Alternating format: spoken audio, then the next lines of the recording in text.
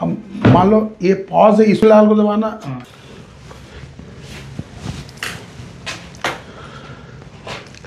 राम राम, मैं अखिल पांडे। हम खबर40.com YouTube channel और सोशल मीडिया अकाउंट में एक बार फिर से आपके सामने उपस्थित हैं और आज बात करेंगे बिहार विधानसभा चुनाव रिजल्ट को लेकर।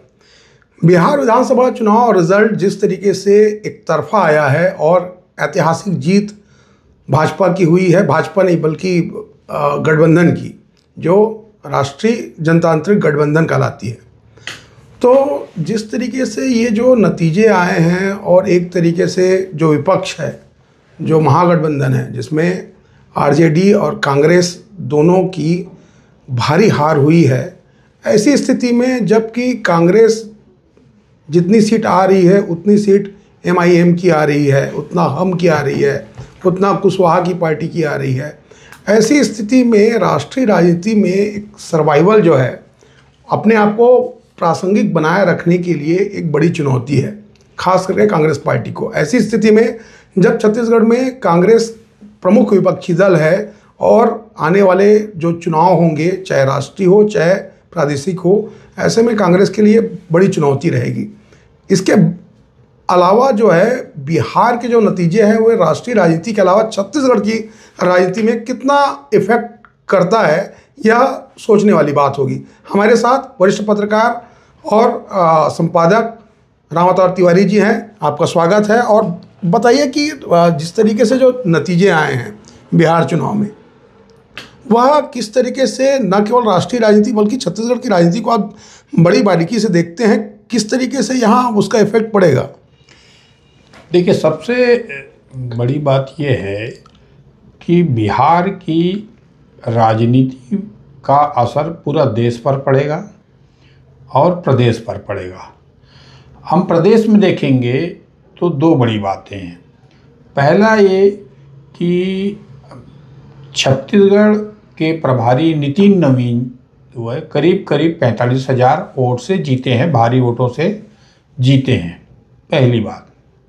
दूसरी बात, छत्तीसगढ़ के संगठन के प्रभारी महामंत्री, संगठन के सबसे बड़े प्रमुख व्यक्ति जामाल जी पिछले 3 महीनों से छत्तीसगढ़ छोड़कर, छत्तीसगढ़ और मध्य प्रदेश के प्रभारी हैं जामाल जी।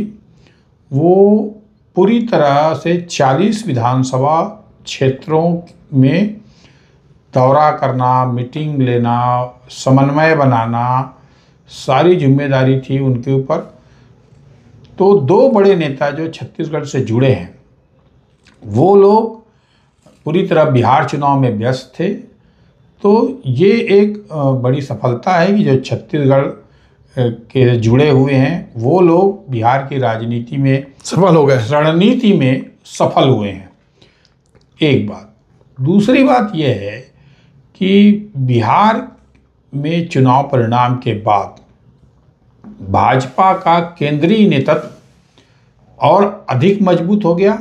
अब खड़े फैसले ले पाएंगे और जनता का मूड को भांप लिया है उन्होंने कि जनता का क्या मूड है, जनता क्या परिस्थितियां हैं। अभी तक ये लगता था कि बिहार में जातिवाद चलता है, स्थानीयवाद चलता है, वो एक बड़ा मिथ्या जो टूटा है। तो इससे ये भी साबित हुआ है कि बिहार में अब भाजपा का राष्ट्रवाद, हिंदुत्व, भाजपा में मोदी की गारंटी सहित कई मुद्दे, रणनीतियाँ उसकी चल गई। तो ये भाजपा की बहुत इच्छा थी कि हम बड़ी पार्टी बने, छोटा भाई, बड़ा भाई, जो अभी तक बड़े भाई बने थे नीतीश कुमार, वो दूसरे नंबर की पार्टी होगी, पहले नंबर की पार्टी भाजपा हो गई। तो ये अब इससे ये माना जा रहा है।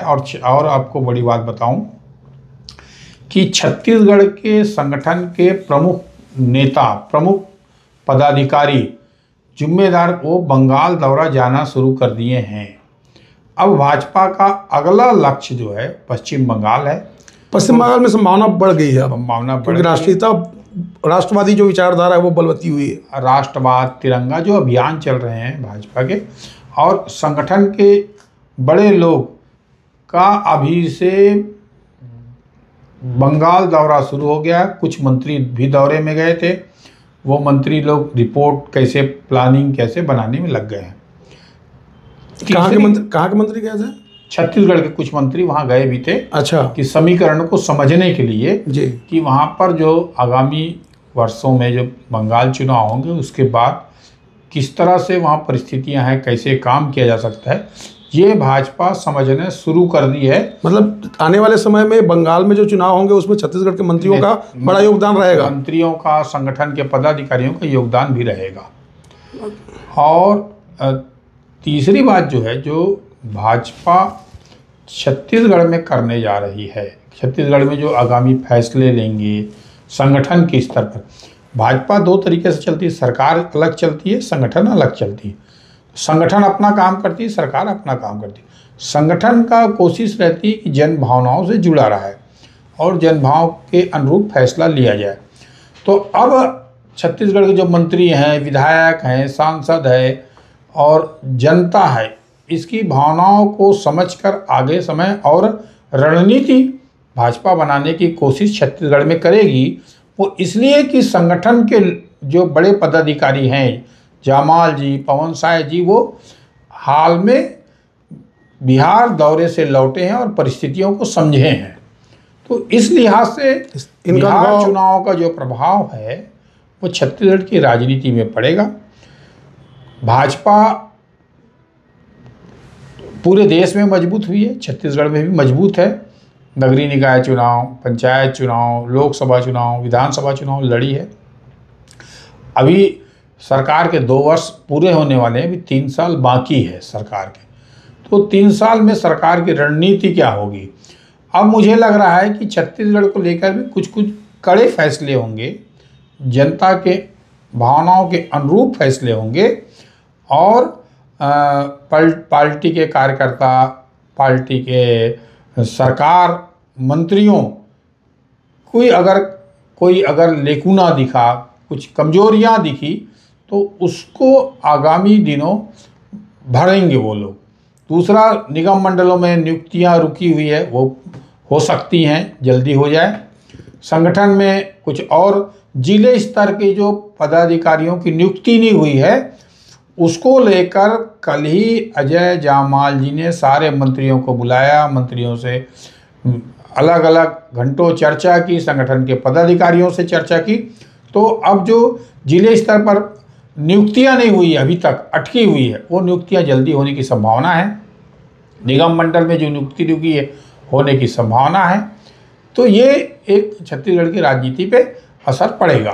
दूसरी बार ये भी बोल रहे हैं कि जामवाल जी का जैसे वहाँ लगातार जाना हुआ और उनका जो प्रभाव है वो भी बढ़ेगा अपने आप में। तो ऐसी स्थिति में छत्तीसगढ़ के सरकार में भी उनका प्रभाव बढ़ेगा? नहीं, प्रभाव तो है ही है, उनको और बढ़ेगा। कि जो मध्य प्रदेश और छत्तीसगढ़ के संगठन के लिहाज से प्रभारी जामाल जी हैं, क्षेत्रीय संगठन मंत्री पवन साय जी हैं। तो दोनों भी अपने दौरे में गए थे, तो उन्होंने वहाँ से अनुभव है, उनका भी कद बढ़ेगा, क्योंकि वो लोग बेहतर काम करके लौटे हैं और संगठन मजबूत हुआ है, सरकार आई है, तो वो अनुभव उनको मिलेगा। छत्तीसगढ़ की सरकार की छवि निखारने के लिए कुछ कड़े कदम उठाए जा सकते हैं, बोल रहे हैं आप? हाँ, उठा जा सकते हैं कि सरकार को और कैसे मजबूती दी जा सकती है, सरकार में और क्या बेहतर निर्णय हो सकते हैं। मोदी की गारंटी की कुछ बची हुई चीज़ें हैं। अभी हाल में ये चर्चा हो रही थी कि जो बिजली बिल में वृद्धि हुई है उससे नाराज़गी है, तो सीएम सचिवालय ने प्रस्ताव दिया है कि फिर से कम किया जाए। तो कैसे ऐसे कई चीज़ें हैं, उन चीज़ों पर अब प्रशासनिक तौर पे जो फैसले में विलम्ब हो रहे होंगे, राजनीतिक फैसले विलम्ब हो रहे होंगे, उसमें गति आ सकती है। जी, ये बात